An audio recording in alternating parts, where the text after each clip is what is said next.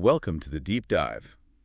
We're here to, well, really get under the skin of some fascinating topics. That's the idea. And today, you're definitely in for something special. We're diving into Carmenere. Ah, yes. Chile's emblematic grape. Exactly. That unique, you could even say signature grape of Chile. We've got some great material expert analysis, historical context, Yeah. all lined up to give you a really solid but concise understanding of this pretty amazing grape. Think of it as your essential guide to Carmenere. We'll unpack its whole story, where it came from Bordeaux originally, Right. and how it had this incredible sort of second life in Chile, and really what makes it stand out in the wine world today. Okay, let's jump right in. Carmenere in Chile, it's not just, another grape they grow. No, not at all. It really is seen as the one symbol of Chilean winemaking, wouldn't you say? Absolutely. Unequivocally, their standout.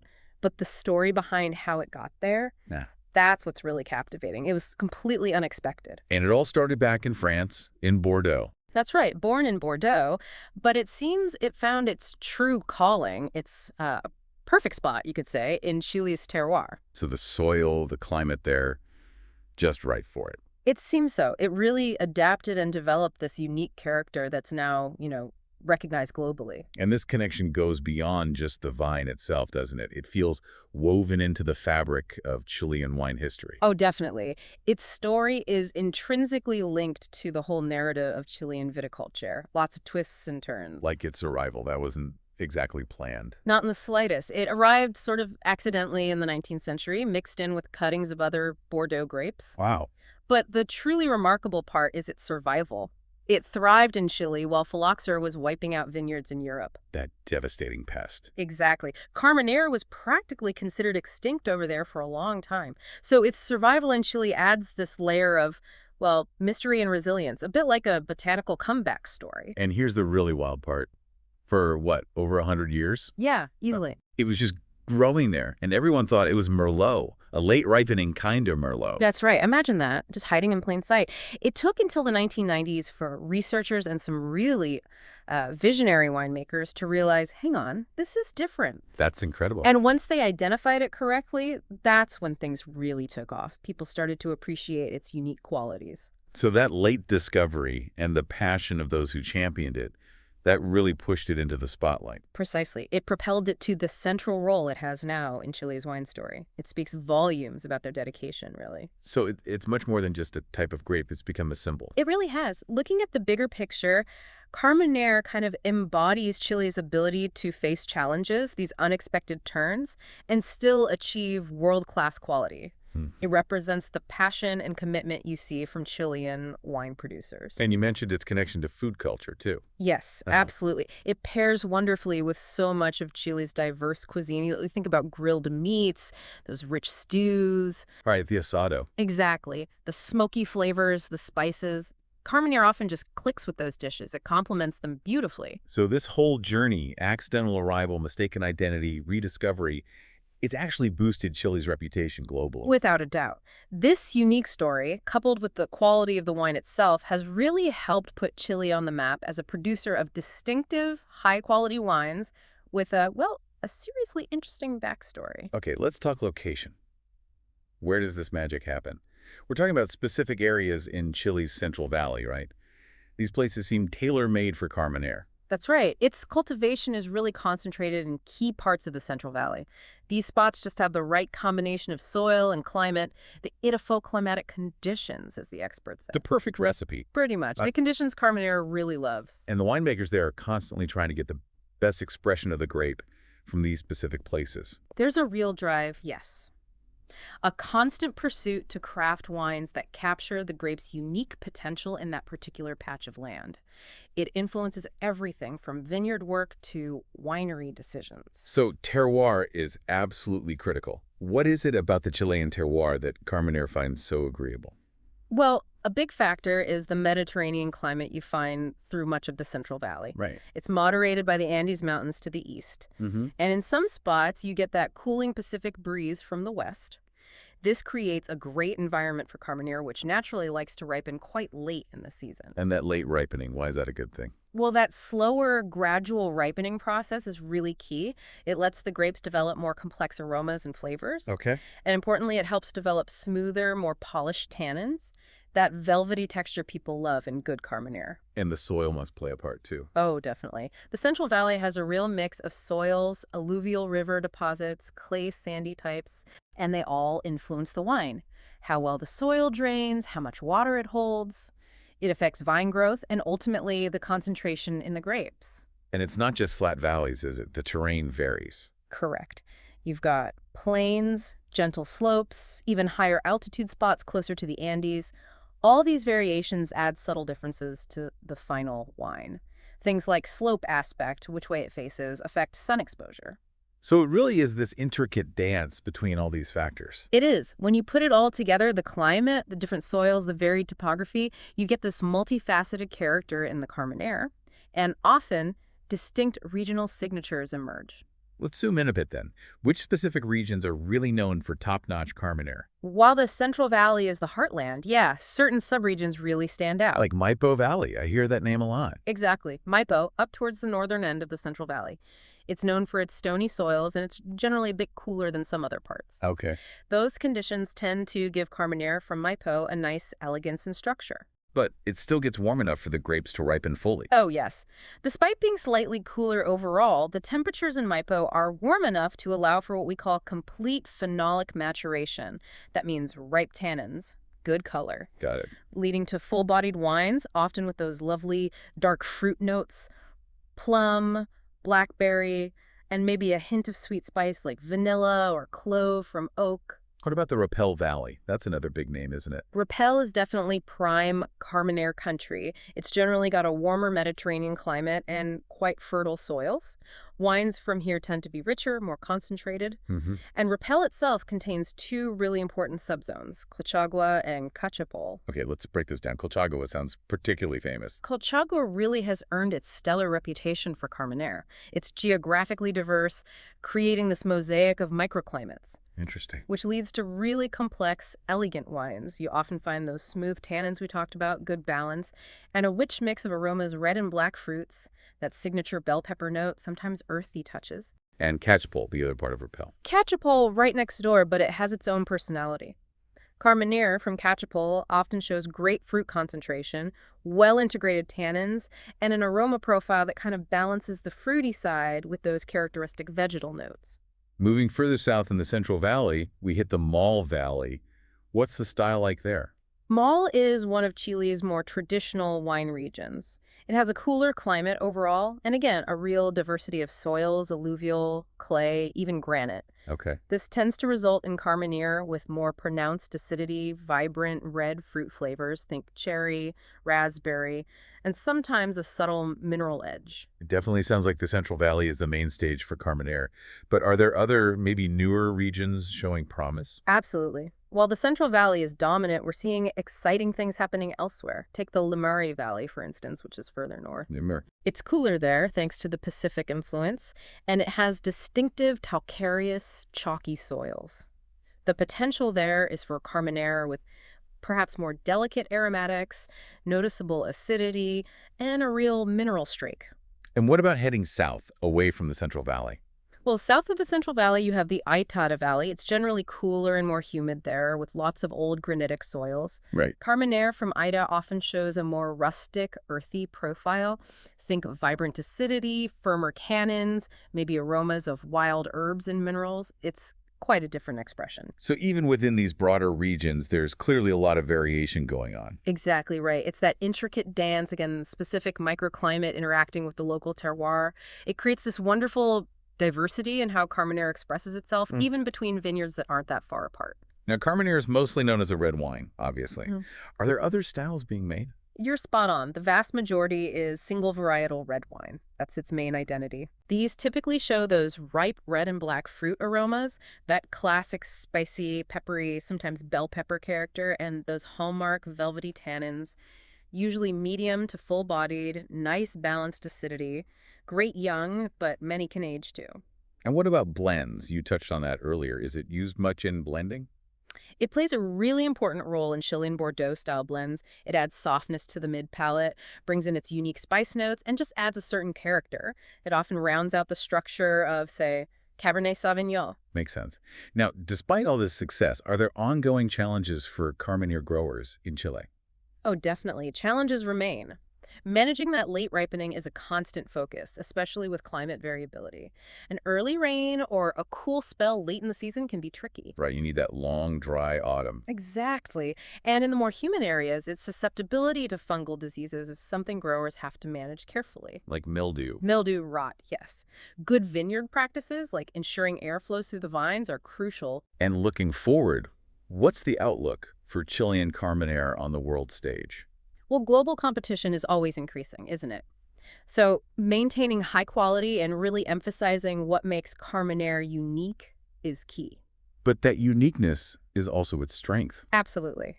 The fact that there isn't really another Carmenere quite like Chile's anywhere else in the world, that's a huge asset.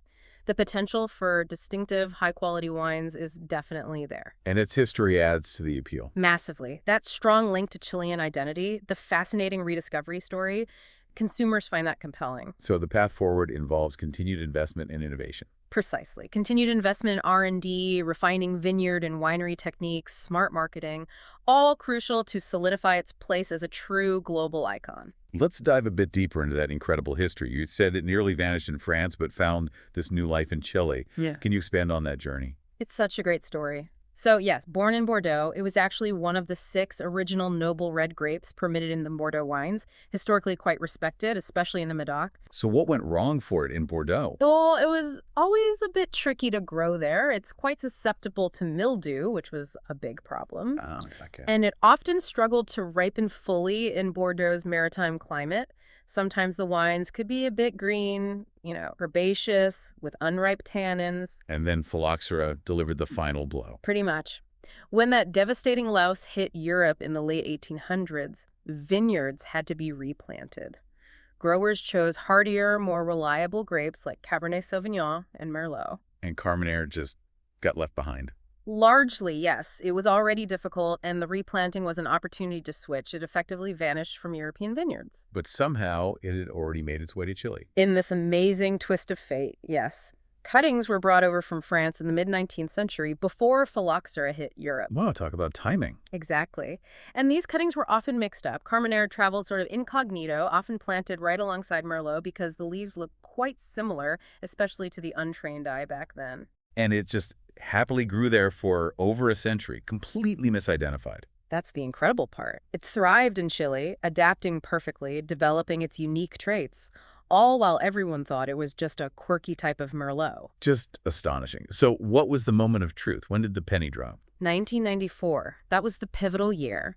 A French ampelographer, that's a grapevine identification expert named Jean-Michel Boursiquot, was visiting Chile. Okay. And he noticed these Merlot vines that ripened much later and had slightly different leaves. He studied them closely and declared, "This isn't Merlot. This is Carmenere, the lost grape of Bordeaux." That must have sent shockwaves through the Chilean wine industry. Oh, absolutely. Huge excitement. It sparked this wave of research. Winemakers started really studying it, figuring out the best places to grow it, the best ways to make wine from it, to showcase its true character. And it's been on an upward curve ever since. Pretty much, yes. Plantings increased, quality soared, and it gained recognition, first domestically, then internationally, as Chile's flagship grape. A real symbol of rediscovery and potential. We've talked about terroir generally, but let's really drill down. What specific elements of Chilean terroir make it such a happy place for Carmenere? Okay, let's break it down. First, climate. That Mediterranean climate is key. Warm, dry summers, mild, wetter winters, lots of sunshine. Which is crucial for that late ripening. Crucial. It needs that long growing season to get everything perfectly ripe. Sugars, tannins, color, those complex aromas. It helps avoid those green notes you can get if it's underripe. And the geography, the Andes and the Pacific, they shape this climate significantly. Hugely. The Andes act like a giant wall, protecting vineyards from excessive Pacific moisture, influencing rainfall. And providing meltwater for irrigation. Exactly. Then, the Pacific's influence, especially the cold Humboldt Current, means coastal areas get cooling breezes. This helps retain acidity, giving the wines freshness. And altitude plays a role too, especially near the Andes. Yes, higher altitude means bigger swings between day and night temperatures, that diurnal range. Warm days build sugar, cool nights preserve acidity and aromas. It's vital for balanced ripening. So the climate isn't uniform across Chile's wine regions. Not at all. You get variations based on latitude. Maipo in the north is generally warmer than Mal further south. Proximity to the coast versus the Andes makes a difference too. Foothill vineyards have that bigger diurnal shift. Coastal ones get more breeze. Okay, let's talk soil. What kind of ground does Carmenere prefer? Chile offers a real patchwork of soils. You find alluvial soils laid down by rivers, colluvial soils on slopes, clays, sands, even some volcanic influence. And each affects the vine differently. Yes. Drainage, water retention, nutrient availability, it all matters. Often, poorer, well-drained soils are preferred because they naturally limit the vine's vigor. So the vine focuses energy on the grapes. Exactly. Smaller berries, more concentrated flavors. You might find richer alluvial soils on valley floors and stonier, perhaps clay-based soils on slopes. Those stonier soils really make the vine work, often leading to intense fruit. And the actual shape of the land, the topography. That matters too. The valleys running west from the Andes, the hills within them, they affect sunlight exposure, water runoff. Higher elevations near the Andes mean cooler temperatures, that wider diurnal range. Critical for slow ripening and acidity. Spot on, and even which way a slope faces affects how much sun it gets.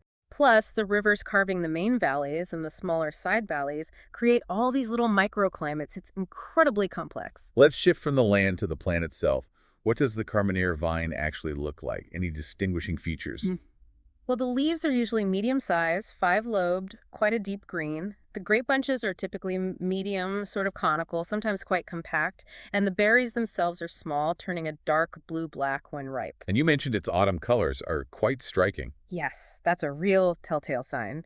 In the fall, the Carmenere leaves turn this really intense, vibrant red. It's quite beautiful and very characteristic of its particular cycle. And that late cycle, how does that impact how it needs to be grown? It means it absolutely needs a long, warm growing season. It needs that extended period to fully ripen both the sugars and, critically, the phenolics, the tannins and color compounds in the skins. That's why it thrives in warmer climates like Chile's Central Valley. So managing the vineyard carefully is essential to get the best out of it. What kind of things do growers focus on? Oh, absolutely. Vineyard management is key. Things like pruning and how you train the vine are vital. Carmenere can be quite vigorous, so you need to manage that energy, direct it towards quality fruit, not just excessive leaves. Training systems like trellises. Yes, vertical trellising, or espalier, is common. It helps with sun exposure, air circulation, which is important for preventing disease, and just makes managing the vines easier. And controlling the yield, the amount of grapes per vine. That's important too. Crucial for concentration. Many growers practice green harvesting, Which is? selectively removing some of the unripe grape bunches early in the season. This means the vine puts all its resources into ripening the remaining grapes fully. Better quality, more intensity. And are growers focusing on sustainability, organic practices? Increasingly so, yes. There's a definite trend towards more sustainable approaches in Chile. Things like integrated pest management, using cover crops between the rows, managing water efficiently. And yes, a growing number are adopting organic and even biodynamic methods. It shows a real commitment to the environment. Going back to those challenges, the late ripening, disease susceptibility, how do growers adapt? Well, for late ripening, it starts with choosing the right site, one that reliably gets enough warmth late into the season. Careful canopy management helps too. For disease risk, especially mildew and rot, good airflow is key. So leaf removal, careful pruning. Exactly. And using targeted, necessary treatments judiciously. It's really about understanding the grape's needs and adapting practices to the specific Chilean conditions: site selection, irrigation management, disease prevention. Okay, grapes harvested, now they're in the winery. Yep. What happens next in making Carmenere wine? It's a meticulous process. The goal is usually to extract that lovely deep color, get those soft tannins, and showcase the characteristic aromas. So what are the first steps? Typically, destemming the grapes, then a gentle crush to release the juice. Then comes maceration skin contact. Right, for color and tannin. Exactly. How long that lasts and at what temperature is a key decision for the winemaker. Then alcoholic fermentation, where yeast turns sugar into alcohol, often done in stainless steel for temperature control, but sometimes concrete or wood too. And what about malolactic fermentation? Does Carmenere usually go through that? Yes, very often. Malolactic converts the sharper malic acid into softer lactic acid. It gives the wine a rounder mouthfeel, makes it smoother. We hear a lot about oak aging. How does wood influence Carmenere? Oak barrels play a big role, especially for wines meant to age. You'll see both French oak, often for more elegance, and American oak, which can give more vanilla, coconut notes. What does the oak actually do to the wine? It helps soften tannins further, adds complexity through those tertiary aromas, vanilla, toast, spice, and it allows tiny amounts of oxygen in microoxygenation, which helps develop the wine's structure. The type of oak, the post level inside the barrel, how long the wine stays in it, these are all crucial stylistic choices. So this means there isn't just one style of Carmenere. Definitely not. It's quite versatile, mainly for reds, but you see other things too. Let's talk about the different red styles you might find. Okay, so you have younger, fruitier styles, often less skin contact, maybe aged just in stainless steel to keep that fresh fruitiness. Red berries, blackberries, those subtle, herbaceous, spicy notes. Softer tannins, bright acidity, made for drinking young, good with lighter food. And the more serious, age-worthy ones. Right, for those, you'll typically see longer maceration for more structure. And significant time in oak barrels. This builds more robust tannins initially, and complex aromas, think dark fruits, spice, maybe developing earthy or leathery notes with time. Medium to full body, good structure, long finish. These can age beautifully and pair well with richer foods, red meat, game, aged cheese. And you mentioned rosé and blends briefly. Yes, Carmenere rosé is less common but can be really nice, delicate red fruit, maybe floral hints, good acidity, very refreshing. And in blends, especially Chilean Bordeaux blends, it adds color, those elegant tannins, spice, and freshness. It works well alongside Cabernet Sauvignon or Merlot.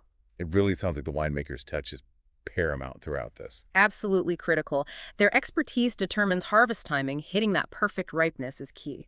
Managing the maceration carefully to get good tannins, not green ones. Using oak strategically. It all shapes the final wine's style and quality. Let's get to the fun part, tasting it. What should we be looking for sensorially in a glass of Carmenere? Well, the sensory profile is rich, and as we said, influenced by terroir and winemaking. It's quite diverse. Starting with the nose, what aromas are typical? You often get a mix of red fruits, cherry, raspberry, and black fruits. Blackberry, plum.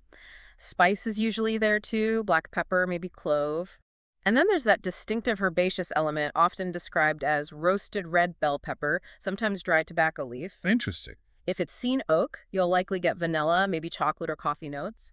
And with bottle age, things evolve towards dried fruit, leather, more complex tobacco. And on the palate, how does it taste and feel? Usually dry, with good balancing acidity that gives it freshness. The hallmark, if it's well ripened, is those soft, almost velvety tannins. It's typically medium to full-bodied. The flavors often echo the aromas, and it tends to have a good, persistent finish. How does that experience change if the wine has some age on it? As it ages, those fresh fruit notes become more like dried fruits. The spice integrates more. The herbaceous notes often soften, becoming more harmonious. Tannins smooth out even more. Acidity integrates, and you might get those tertiary notes, earth, leather, adding complexity. And you stressed how terroir and winemaking influence this. Could you give examples? Sure. Like higher altitude vineyards might give more acidity, firmer structure, maybe brighter red fruit and more pronounced herbaceous notes. Warmer valley floors could yield fuller body, very velvety tannins, riper black fruit, sweet spice near the coast, maybe more acidity, more aromatic complexity. And winemaking choices. Absolutely. How long the skin contact, the type and amount of oak, maybe aging on the lees, spent yeast. All shape, texture, aroma, flavor. But the absolute key is getting those grapes fully ripe in the vineyard to avoid harsh greenness. Can you paint a picture of the sensory differences between, say, a young style and an aged style? Okay. A young Carmenere. Think vibrant red fruit, maybe that brighter bell pepper note, noticeable spice, fresh acidity, soft tannins, easy drinking. An aged Carmenere. More structure initially, firmer acidity and tannin when young. Develops complex notes, cooked or dried fruit, leather, integrated spice. Tannins become very smooth. Acidity mellows. Needs richer food. And in blends? In blends, Carmenere brings its fruit, spice, and soft texture, complementing maybe the structure of Cabernet or the fleshiness of Merlot. It creates a synergy. Any final tips for tasting and appreciating Carmenere? Yeah, a few things. Serve it at the right temperature, around 16-18 Celsius or 60-64 Fahrenheit. Use a decent-sized glass. A Bordeaux or Syrah glass works well. Consider decanting older ones. Look at the color. Swirl and smell. Take your time. Then taste. Think about the initial hit, the feel, body, acidity, flavors, how long it lasts, the tannin quality, the overall balance. Enjoy the exploration. Okay, the perfect segue. Food pairings. What should we be eating with Carmenere? It sounds like it loves Chilean food. It really does have a natural connection there, but it's pretty versatile internationally, too. So, sticking with Chile first, what dishes are classic matches? Definitely grilled meats, asado, lamb, pork. The wine's smooth tannins work so well with the meat texture, and the spice notes echo the smokiness. Also, traditional staples like empanadas, pastel de choclo, that corn and meat pie, Oh, that sounds... or hearty stews like porotos granados or charquicán. The wine's complexity complements these flavors, and its acidity cuts through richness. Even dishes with bell pepper or corn really resonate with Carmenere's own herbaceous notes. I'm thinking more broadly outside of Chile. Roasted red meats are great. Lamb, pork again, especially with sauces based on tomato or bell peppers. Hearty pasta dishes, particularly with meat sauces or robust vegetable sauces. What about spicy food? It can work with moderately spiced dishes, especially those using Mediterranean herbs or some Latin American spices. But be a bit careful with intense heat, it can sometimes clash. And for cheese, think medium-aged Gouda, Gruyere. Some sheep's cheeses work well. So what's the underlying principle for a good pairing? It's really about matching the wine's structure, that medium body, soft tannins with the weight of the dish, and finding complementary flavors between the wine's aromas and the food. You want balance. Any last tips for creating a great pairing experience? Serve the wine right temperature, glass. If serving multiple wines, think about the order. Trying regional pairings is always fun. And maybe share a bit about the wine's story. It adds to the enjoyment. Okay, let's wrap up by looking at Carmenere's place in the market today and its future prospects. Well, it's definitely cemented its position as Chile's flagship grape, and global recognition is certainly growing. That rediscovery in the 90s was just fundamental to Chile's modern wine identity. What makes it resonate with consumers, do you think? People appreciate that ripe fruit character, the soft tannins, the balance, those intriguing spice notes, and its versatility, good young, good aged, often great value. Are there producers or specific wines that have become benchmarks for Chilean Carmenere? Oh yes, several. Concha y Toro's Carmen de Pomo is often cited as top tier. Really elegant. L'Apostol's Clos Apolta blend famously showcases Carmenere from Apolta. Viña Montes has Purple Angel, a very plush Carmenere-led blend. Right. Vina Carmen, given their history with the rediscovery, has a great range. Santa Rita's Medalla Real is consistently good. Errázuriz shows what Aconcagua can do with it. Tasa Silva are real specialists in Colchagua. Viña San Pedro with their 1865 single vineyard range. There are many doing fantastic work. What about trends? What are consumers looking for and what challenges lie ahead?